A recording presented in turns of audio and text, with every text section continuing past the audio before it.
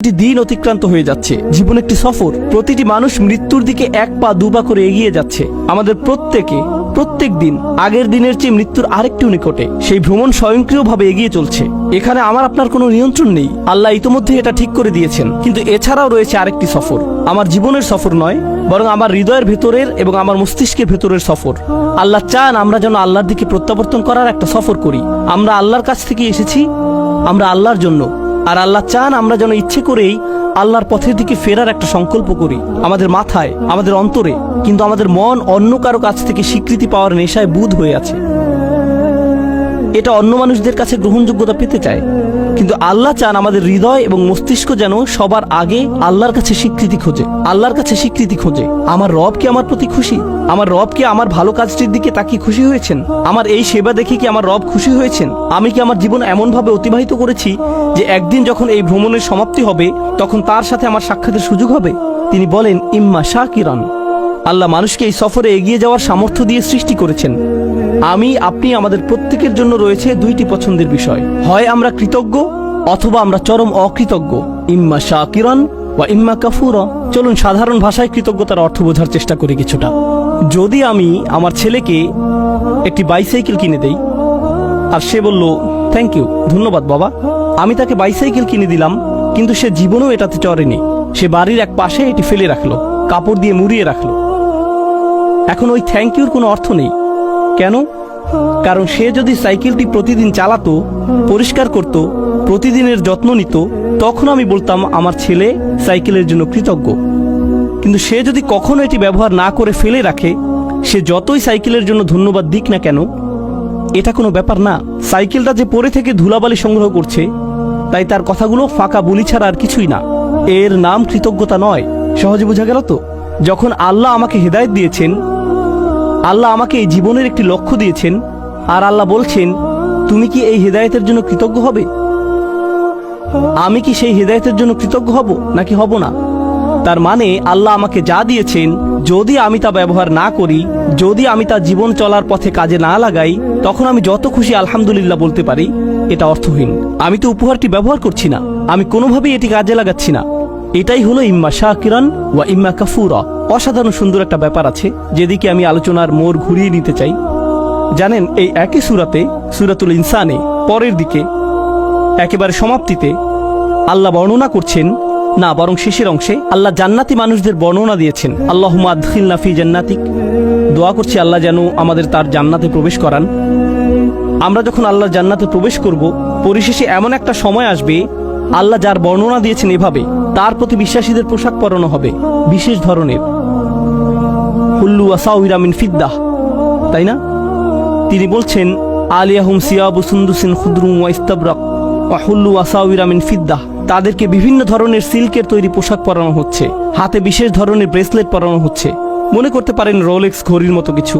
বিশেষ ব্র্যান্ডের ঘড়ি পরানো হচ্ছে, হাতে ব্রেসলেট পরানো হচ্ছে, সুন্দর জামা পরানো হচ্ছে। কেন তাদের স্পেশাল পোশাক পরানো হচ্ছে? ভালো পোশাক পরেন কারণ বিশেষ কোনো অনুষ্ঠানে যোগ দিতে যাচ্ছেন, তাই না? আপনি উত্তম পোশাক পরেন যখন বিশেষ কারোর সাথে সাক্ষাৎ করতে যান। ঠিক একই আয়াতের পরের অংশে তিনি বলেন, ওয়াসাকাহুম রাব্বুহুম শারাবান তাহুরা। আর তাদের রব আল্লাহ তাদেরকে পবিত্র ড্রিঙ্কস পান করতে দিবেন। আপনারা সরাসরি আল্লাহর সাথে সাক্ষাৎ করতে যাচ্ছেন। আপনাকে বিশেষ পোশাক পরানো হচ্ছে জান্নাতে, কারণ আপনি আল্লাহর সাথে সাক্ষাৎ করতে যাচ্ছেন। এখন জান্নাতে যখন আল্লাহর সাথে আপনার সেই সাক্ষাৎটি হবে, আল্লাহ আমাদের সবাইকে তার সাথে সেই সাক্ষাৎটি করার সৌভাগ্য দান করুন। যখন সেই সাক্ষাৎটি হবে, তিনি আমাদের একটা ড্রিঙ্কস দিচ্ছেন, সুস্বাদু পানীয় দিচ্ছেন। আর যখন পবিত্র পানীয় আমাদের দিচ্ছেন, তিনি তখন আমাদের সাথে কথা বলছেন, ইন্না হাযা কানা লাকুম জাযাউন ওয়া কানা সাঈকুম মাশকুরা। এটি তোমাদের বেতন, এটি তোমাদের পুরস্কার, আর তোমাদের কর্মপ্রচেষ্টা ছিল প্রশংসাযোগ্য। তোমাদের চেষ্টাগুলো স্বীকার করে নেওয়া হলো। অর্থাৎ মানুষকে সৃষ্টি করা হয়েছে উল্লেখের অযোগ্য করে। মানুষ মরে যায়, এরপর অন্যরা হয়তো কিছুকাল তাদেরকে মনে রাখবে অথবা রাখবে না, কিন্তু আল্লাহ বলছেন, মহাবিশ্বের বয়সের চেয়েও বেশি সময় ধরে এবং যতকাল যাবৎ আকাশসমূহ এবং পৃথিবী বর্তমান আছে তার চেয়েও বেশি সময় ধরে আল্লাহ আমার চেষ্টাগুলোর কথা মনে রাখবেন। আল্লাহ তার স্বীকৃতি দিবেন। আল্লাহ বলবেন, তুমি উত্তম প্রচেষ্টা দেখিয়েছ, আর তার পুরস্কার তুমি এখন পাচ্ছ। আল্লাহ আমার স্বীকৃতি দিবেন। আমি তখন মাজকুর হয়ে যাব আল্লাহর নিকট। আল্লাহ নিজে আমার উল্লেখ করবেন। আমরা যে আল্লাহর জিকির করি, এটি একটি দিক। আর এই আয়াতে আল্লাহ আপনার জিকির করছেন, তিনি আপনার কথা উল্লেখ করছেন, তিনি আপনার প্রচেষ্টাগুলোর কথা মনে করছেন, তিনি আপনার চেষ্টাগুলোর স্বীকৃতি দিচ্ছেন। তো এখন আমি আমার চাহিদা সম্পর্কে শিখলাম যে এটা বৈধতা চায়, আমার স্বীকৃতি পাওয়ার চাহিদা, আমার উল্লেখ পাওয়ার আকাঙ্ক্ষা। আল্লাহ যে পিপাসা আমার ভিতরে স্থাপন করে দিয়েছেন, আর কোনো মানুষ সে তৃষ্ণা কখনো মেটাতে পারবে না। যখন অন্য কারো মনোযোগ চাইবেন বা অন্য কারো স্বীকৃতি চাইবেন, আপনি সর্বদা হতাশ হবেন। এরপর উপলব্ধি করবেন যদি আপনি সত্যি কৃতজ্ঞ হন, যদি প্রকৃত শুকরগুজারি হন, তখন আপনি শুধু আল্লাহর কাছ থেকে স্বীকৃতি খুঁজবেন, শুধুই তার কাছে। এটাই আপনার জন্য যথেষ্ট। আর যখন তা যথেষ্ট হবে, জান্নাতে আল্লাহ বলবেন এই যে তোমার স্বীকৃতি। এটা সেই একই সূরা। প্রসঙ্গত, যখন আমরা অন্যদের জন্য মঙ্গলজনক কিছু করব, ইউতআইমুনা তাআম, তারা অন্যদের আহার করায়, আল্লাহ বলেন ইন্নামা নুতআইমু লিওয়াজহিল্লাহি লা নুরিদু মিনকুম ওয়াজাযাউন ওয়ালা শাকুরা। এমনকি যখন আপনি অন্যদের জন্য ভালো কিছু করেন, আপনি তাদের নিকট প্রশংসা খোঁজেন না, আপনি থ্যাংক ইউ খোঁজেন না, আপনি তাদের কাছে স্বীকৃতি খোঁজেন না। এই কথা আপনি নিজেকে মনে করিয়ে দেন এবং তাদেরকেও, আমি আপনাদের কাছে কিছুই চাই না, আমি শুধু আল্লাহর সামনে কিছু নিয়ে দাঁড়াতে চাই। আমি শুধু চাই আল্লাহ দেখুক আমি কি করেছি, আমি শুধু চাই আল্লাহ যেন আমার এই কাজে খুশি হন। এটাই আমার সমস্ত চাওয়া। আর এই শিক্ষাটি আল্লাহ আমাদেরকে এই সুন্দর সূরার একেবারে কেন্দ্রে প্রদান করেছেন, স্মরণীয় হওয়ার প্রশ্নের মাধ্যমে। আমাদের তাদের অন্তর্ভুক্ত হওয়া যারা আল্লাহর প্রতি কৃতজ্ঞ, আল্লাহর প্রতি কৃতজ্ঞতার জিন্দেগি যাপন করা। একদিন এমন বিষয়ে পরিগণিত হবে, আমাদের তাদের অন্তর্ভুক্ত হওয়া যারা আল্লাহর প্রতি কৃতজ্ঞ, আল্লাহর প্রতি কৃতজ্ঞতার জিন্দেগি যাপন করা একদিন এমন বিষয়ে পরিগণিত হবে যখন আল্লাহ আমাদেরকে স্বীকৃতি দেবেন। ঠিক এই ভ্রমণটি এখানে ঘটেছে। এই সূরার একেবারে শুরুতে আপনারা দেখবেন আল্লাহ উল্লেখ করছেন আমরা আমাদের মায়ের গর্ভে ছিলাম, আর মায়ের পেটকে বলা হয় রাহাম, গর্ভকে বলা হয় রাহাম।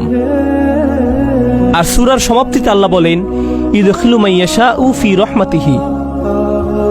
তো তিনি আশারা ইলা রহমা ফিল বিদায়া, তিনি রহমের দিকে ইঙ্গিত করলেন, তিনি রহমের দিকে ইঙ্গিত করলেন সূরার সূচনাতে। আর উপসংহারে তিনি বললেন তিনি যাকে চান তার রহমতে প্রবেশ করান, অর্থাৎ তার জান্নাতে।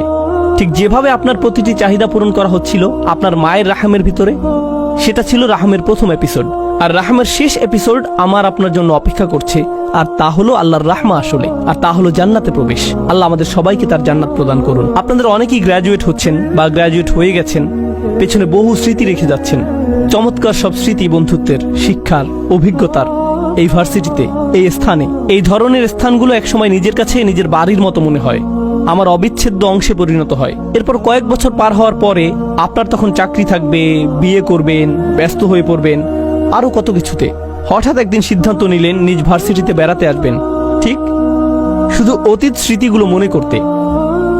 আবার ভার্সিটিতে ঘুরতে এলেন, তখন লক্ষ্য করেছেন দেয়ালগুলো আগের মতোই আছে, রাইট? রেস্টুরেন্টটাও আগের মতোই, বন্ধুদের সাথে যে জায়গাগুলোতে আড্ডা দিতেন তাও আগের মতোই আছে, অজুর জায়গাটাও একটুও বদলায়নি। কিন্তু আশেপাশের সবগুলো মুখ অপরিচিত, কেউ আপনাকে চেনে না। সবকিছুই আগের মতো সুন্দর, কিন্তু আমার জন্য নয়, এখন এগুলো অন্যদের জন্য। আপনাকে সম্পূর্ণরূপে সরিয়ে ফেলা হয়েছে, আপনি আর এখানে মাযকুর নন। এমনকি এই ধারণা যা আর কখনো ফিরে পাই না। শিক্ষকের হয়তো আপনার কথা স্মরণে আনতে বহু কষ্ট হয়, তাকিয়ে বলে তুমি আমার ক্লাসে ছিলে, রাইট? আমি ভেবেছিলাম আমি আপনার সেরা ছাত্র। না, আমার এরকম বহু সেরা ছাত্র আছে, তুমি অতটা সেরা নও।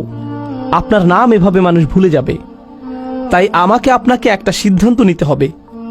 ভার্সিটি ছেড়ে যাওয়ার এই ক্ষণে, গ্র্যাজুয়েট হওয়ার এই মুহূর্তে তোমরা হয়তো চাকরি নিয়ে ভাবছো, একটি ক্যারিয়ার নিয়ে ভাবছো, তোমার জীবনের পরবর্তী চ্যাপ্টার নিয়ে ভাবছো। জীবনের এরকম প্রতিটি চ্যাপ্টারের একটা টাইটেল থাকতে হবে। আল্লাহ কিভাবে আমার জীবনের এই চ্যাপ্টারের কথা মনে রাখবেন? তিনি কিভাবে মনে রাখবেন? আমি জানি যখন একটা চাকরি পেতে যাচ্ছেন তখন আমার মা কি বলবে, আমার বাবা কি বলবে, মানুষ কি বলবে, কত টাকা বেতন পাবো, অ্যাপার্টমেন্ট কোথায় পাবো, আমি কি অমুক জিনিসটি পাচ্ছি, তমুক জিনিসটি পাচ্ছি। আপনার মাথায় সমস্ত প্রশ্ন এসে জড়ো হয়, প্রেস্টিজ নিয়ে, স্বীকৃতি নিয়ে এবং সমাজে মাযকুর হওয়া নিয়ে। প্রথমে সবকিছুর উপর যদি এই প্রশ্নটি রাখতে পারেন, আল্লাহ কিভাবে এর কথা মনে রাখবেন? আমি কোন ধরনের প্রভাব পেছনে রেখে যাচ্ছি? আমি কি এমন কিছু রেখে যাচ্ছি যার কারণে আল্লাহ আমার কথা মনে রাখবেন? যদি এমন কিছু করেছি তাহলে আমি সফল হয়েছি। আমি শেষ এই বিষয়টা চিন্তা করার জন্য রেখে যাচ্ছি। আমরা এখন এই ধারণায় এতটাই আচ্ছন্ন যে মানুষ যদি আপনার সফলতা না দেখে তাহলে আপনি সফল নন। মানুষের চোখে আপনার সফলতা দৃশ্যমান না হলে আপনি সফল নন, তাই তো? এখন কেউ একজন এসে আমাকে বলতে পারে, এই ভাই আপনি তো দারুণ সফল, কিভাবে এত সফল হলেন? তখন আমি জিজ্ঞেস করলাম, আচ্ছা কিভাবে বুঝলেন আমি সফল? আমার সফলতাটা কি? ও, আপনার যে বিশাল সংখ্যক ফলোয়ার আছে, লক্ষ লক্ষ মানুষ আপনার ভিডিও দেখে, এই জন্য আপনি সফল। তখন আমি বলি সুবহানাল্লাহ, আমরা কোরআন থেকে কত দূরে সরে এসেছি, আমাদের চিন্তা ভাবনা কোরআন থেকে কত দূরে। জানেন তো নূহ আলাইহিস সালামের প্রায় কোনো ফলোয়ারই ছিল না, তার অত অনুসারী ছিল না, আর বিশাল এক সময় ধরে তার কোনো অনুসারীই ছিল না।